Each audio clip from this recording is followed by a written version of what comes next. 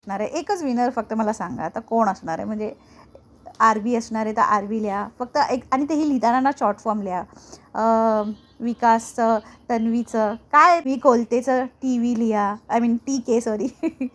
तर असं लिहा म्हणजे मला लक्षात येईल. आणि ट्रॉफी पण ठेवा त्याच्याबरोबर, म्हणजे आपण आहे ना गेस करूया.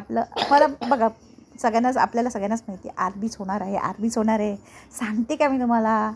इवन आहे ना ॲक्च्युली ह्यांना विचारलं होतं, जसं आता दीपालीचं मला आठवत नाही, पण असं जे लोक आता एलिमिनेट झाले आहेत ना त्यांना सगळ्यांना गेस करायला लावायला पाहिजे होतं की तुम्हाला काय वाटतं कोण विनर बनणार, कोण टॉपमध्ये असणार आहे.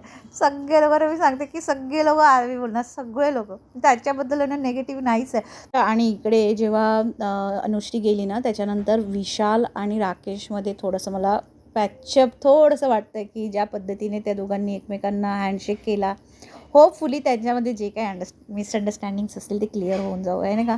तुम्हाला काय वाटतं.